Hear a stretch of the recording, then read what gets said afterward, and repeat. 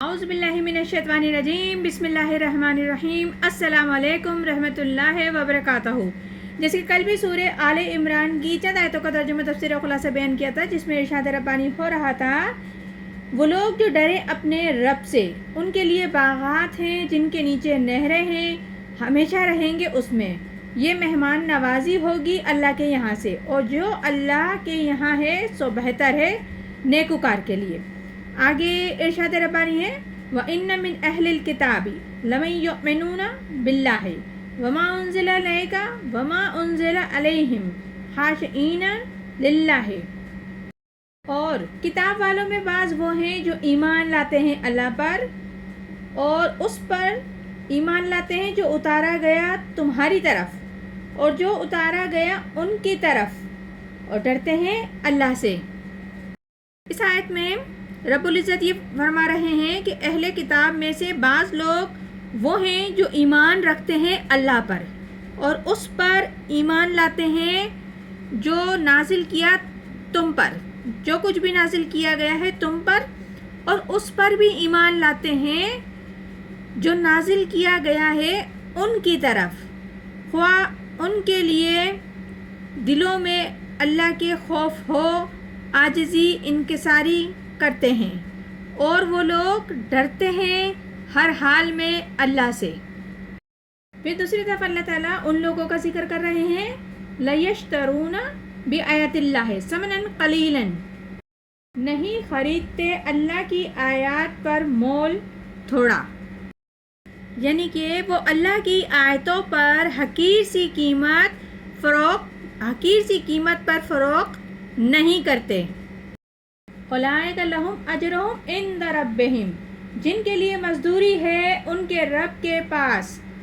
تو اس آیت میں رب العزت کیا بتا رہے ہیں کہ ایسے لوگوں کا اجر صرف اور صرف اللہ تعالیٰ کے پاس محفوظ ہے۔ آگے ارشاد ہے ان اللہ سریع الحساب، اللہ جلد حساب لینے والا ہے، یعنی کہ بے شک اللہ تعالیٰ یقینی طور پر حساب لینے والا ہے، اور اس حساب لینے میں پروردگار عالم قطعی دیر نہیں لگاتا، چاہے نیک ہو یا بد ہو، جس کا بھی حساب ہوگا پروردگار اسے لگانے میں بالکل دیر نہیں کرے گا۔ اب جو ہم سورت پڑھیں گے یہ سورہ آل عمران کی آخری آیت ہے، جو کہ بہت جامع ہے، اور اس کا اصل مضمون کفار کے ساتھ جہاد، چاہے زبان کے ساتھ ہو یا تلوار کے ساتھ ہو، اس کے ضمن میں کفار کے قول و فعلی معاملات ذکر ہوئے ہیں۔ اس آیت میں بہت تفصیل سے کفار کے ساتھ جو معاملات ہوئے ہیں جہاد کے سلسلے میں وہ واضح طور پر بتائے گئے ہیں، اور ان مسلمانوں کو جو ان سے اذیتیں پہنچی ہیں ان کا بھی ذکر کیا گیا ہے، اور ایسے موقعوں میں 4 حالتیں پیش آئی ہیں۔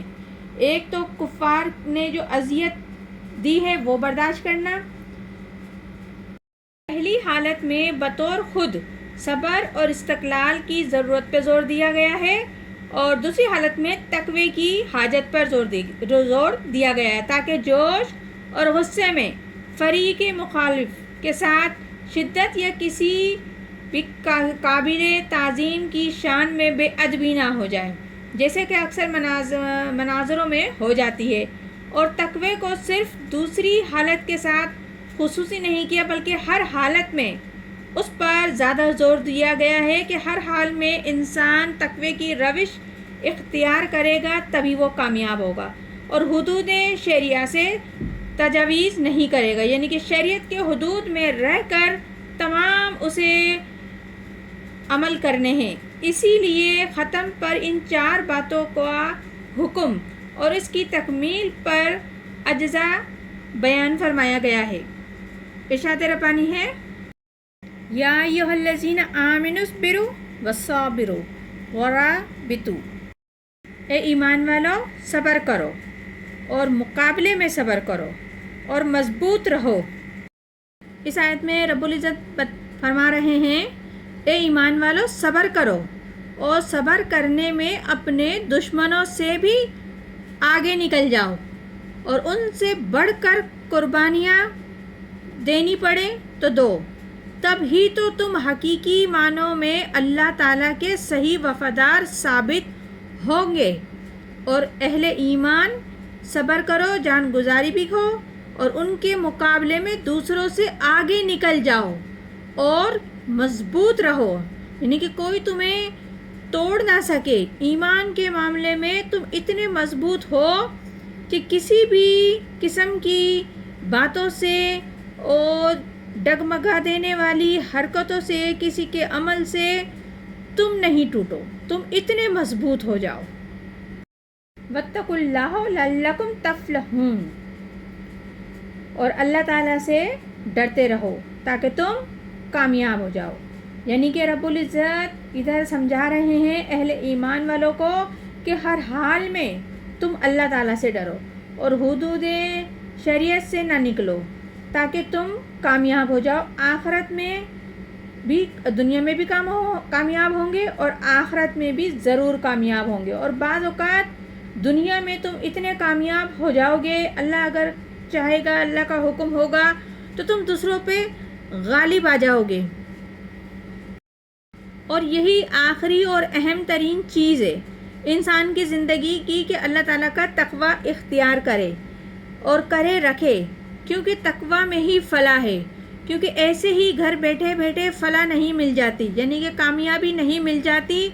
تم یہ سب کچھ کرو گے، ان تمام مراحل سے گزرو گے، قربانیاں دو گے، صبر کرو گے، مضبوط رہو گے، جب ہی کامیابی کی منزل کو حاصل کرو گے. تو یہ سورہ آل عمران ہے جو کہ اللہ تعالیٰ کے فضل و کرم سے آج مکمل ہوئی. انشاءاللہ تعالیٰ مزید بھی آگے قرآن پاک کی تلاوت جاری رہے گی. اللہ تعالیٰ ہم سب کو قرآن پاک اسی طریقے سے پڑھنے، سمجھنے اور عمل کرنے کی توفیق عطا فرمائے. آمین ثم آمین. جزاک اللہ.